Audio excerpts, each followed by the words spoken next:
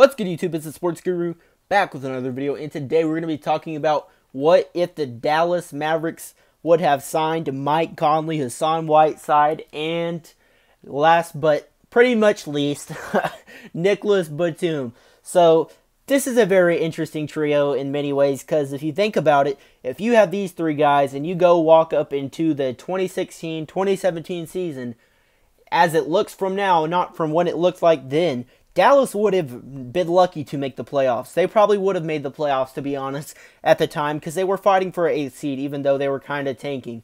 But that's all Dallas would have been, because if you think about it, Dallas probably would have not have gotten Dennis Smith Jr., and the year after that, they probably would have not gotten Luka Doncic. Dallas would have, with these past 2 years, probably would have been an 8th seed to a late lottery pick. Maybe they get Donovan Mitchell, but probably not, okay? Because Dallas don't draft that well. We don't have a very good history, but Dallas, I believe it's just such a blessing in disguise as a Mavs fan. Because at the time when it happened, I was all for it. I wonder how many people y'all were. Leave a comment down below if you were all for these signings. But when you look back at it, as a player like Mike Conley, I love Mike Conley. He's such a good player. I would love to have him as my starting point guard, but there's no way in hell at the time, when you look back at it, he deserved a 5-year, at the time, best contract, highest contract in NBA history, 5-year, like $150 million, which is absolutely ridiculous. I think Dallas and a team like Memphis were banking on him to take it to like 25 points per game and maybe 8 assists, something like that. I mean, at the time, I believe that Mike Conley was capable of doing that, but he's became an injury-prone point guard who just can't stay healthy, unfortunately. But I believe in his capabilities, and I would take him as my starting point guard, but not for 5 years and $150 million. You got to be crazy. Now, Hassan Whiteside is something I could live with today, because he's very similar to DeAndre Jordan. And the year before that, I wanted, and pretty much most fans wanted to get DeAndre Jordan here if it took a whole max contract, which it would have.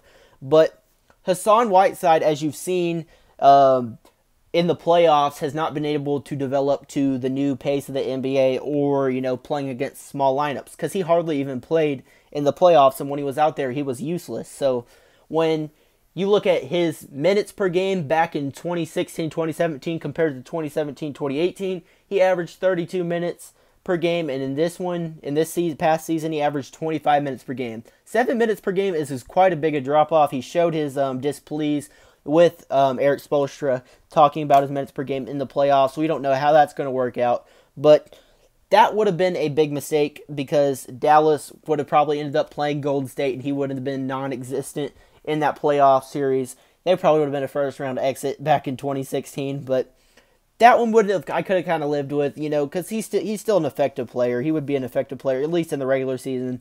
But also, this is probably the worst one of them all, arguably, with Mike Conley, Nicolas Batum. Coming into that season, going into that free agency, he was a very good player. He shot like 42% from the field, 34% from three.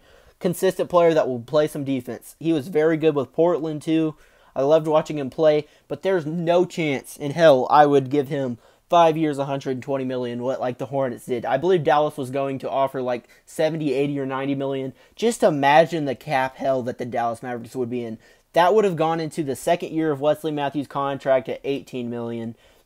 Hassan Whiteside probably would have been close to the max. Mike Conley was at the max. I don't even know if you could do that, to be honest, just to keep bench players around. But that would have been one of the worst overpaid teams in pretty much the league, if not the most overpaid team in the league. And that would just kill the Dallas Mavericks' future. You're talking about a mediocre team for years. But Dallas finally, it helped Dallas, and also Dallas avoided Chandler Parsons and brought in Harrison Barnes, somebody who came out of a great Golden State system, who was kind of a catch-and-shooter. That wasn't really his role. He was an isolation forward who could score, and he became a solid player. And Dallas is going into the last few years of that contract, to where Dallas has a chance to go out and sign maybe somebody like Giannis or Kristaps Porzingis, which he'll probably get locked up. I'm crazy, but maybe that happens. Maybe Jimmy Butler, but Dallas is in such a better situation. They avoided a really bad offseason, probably considerably. That would have been the worst Dallas Mavericks offseason in NBA history. I'm not very knowledgeable of the 80s and 90s, but I know Mavs were good in the 80s, but the 90s, not so much. But thank God this didn't happen. I'm as y'all Mavs fans, I'm pretty sure now y'all are saying thank God that it happened. But at the time, man, I was all in for that. I would have loved to see this lineup out there back at the time because it's something happening with the Mavericks, and you never hear free agency buzz. But I'm glad we avoided it.